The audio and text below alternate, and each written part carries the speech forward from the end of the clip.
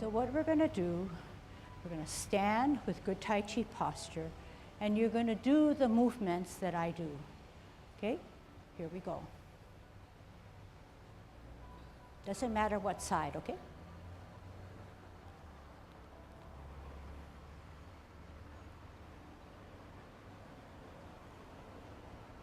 So we're parting the wild horse's mane.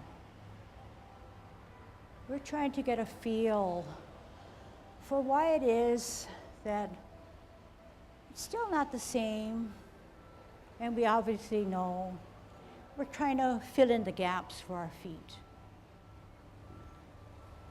But in doing parting of the wild horse's mane, it allows us to understand that there are definitely spirals and circles, and definitely something in our central part of our body that's generating the movements. New movement.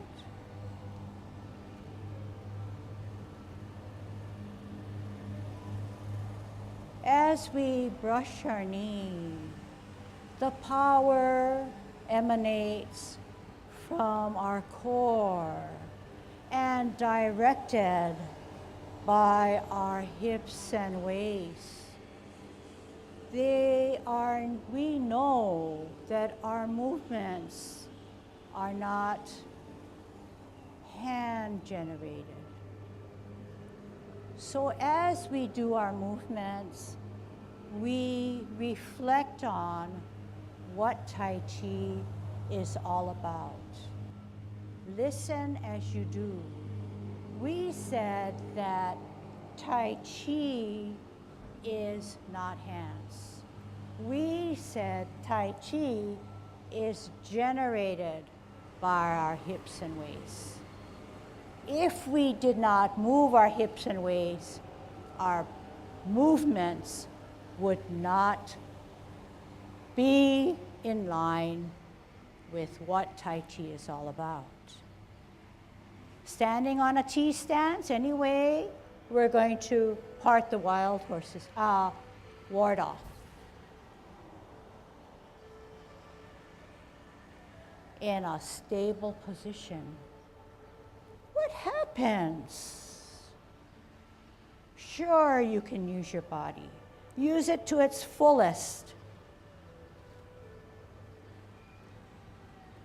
But short of using our feet.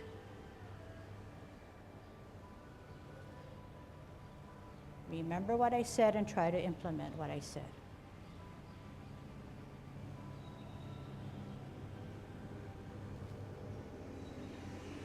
One more last warding off and we'll do the other side. So what is my purpose in doing all of this? The other side. T-stance, ward off. Grasp the bird's tail. What are we doing?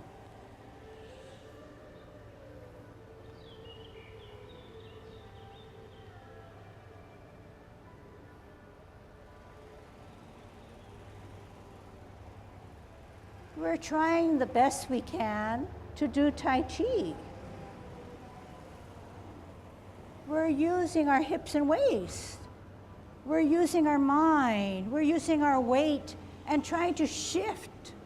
But we're being bogged down because we don't have the legs and the feet to help us. But can you see that without our legs and feet, we can swivel on our hips? Show me how you swivel on your hips. Show me that your hips and waist are warmed up. Show me also how you can shift your weight even though it's on 2 feet. You can flex and go to the back foot. You can push down on the back foot as you advance forward. All right? Let's do some more. I think this is fun. Are you following me? Are you following me? It doesn't matter what you're doing and whether your movement is incorrect, but we are trying to remind ourselves and push the point to reinforce that we need our hips and waists. We can't do anything. It's a strain. It's not Tai Chi. All right? Let's continue. Feet apart. We're doing cloud hands. In the most peaceful way you can.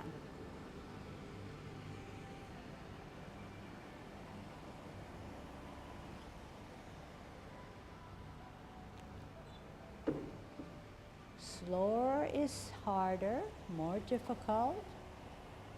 So you might want to say,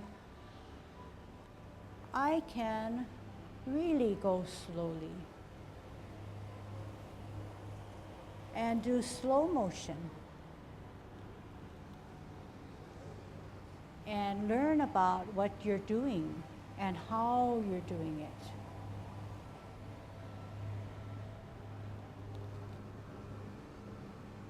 But as we do our cloud hands, we say, yes, we've got our circles and our spirals. We've got our mittens on. Our mind is really relaxed. We're synchronized. We're definitely, hopefully, using our hips and waists, because those are the things that are making our clouds billowy and floating. What about our shoulders?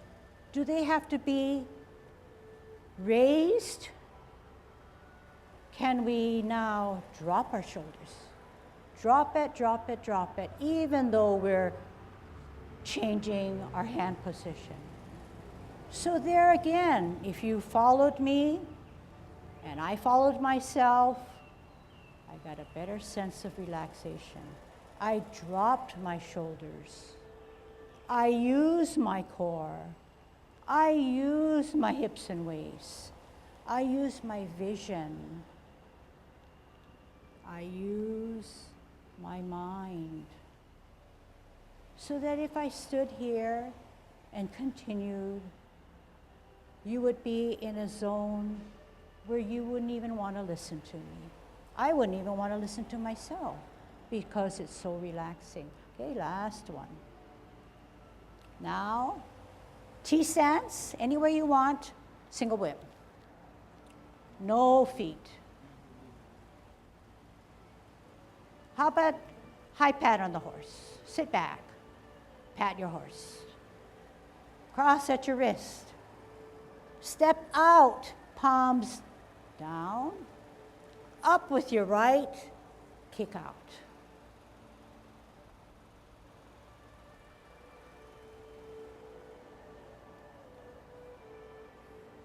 Closing form. Drop your shoulders. That's all you have. Flex your knees. Use your mind. Do not close with your feet. Think it through. Shift your weight. Don't move your feet. Close your form. Something is definitely missing, okay? So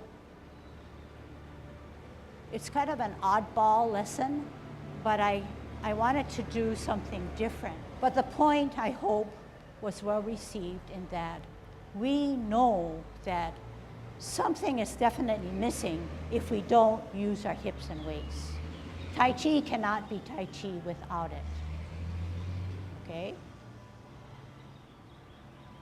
So for you who have been with me for eons, I see that as a shortcoming in almost every single person, including us. We can make better use of our hips and waists if we realize that that is the power behind Tai Chi. The power of the mind, the power of the hips and waist. Okay? So I'll come back and I'll remind you of this lesson, okay?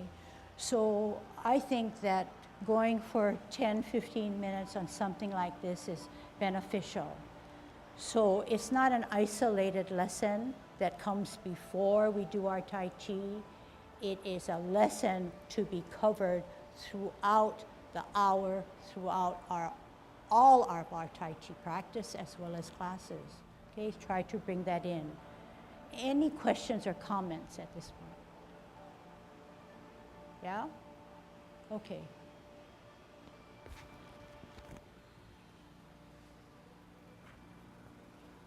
Just as you start to pay more attention to your hips, remember you have knees below that, and you want to incorporate the knees with the movements of your upper leg as well as your hips.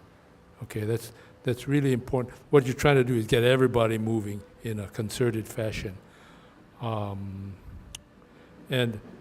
the hip is the transfer point of major muscle strength of the legs to major muscle strength of the upper body, going up and down, and how you move your hips in terms of directing that becomes really important.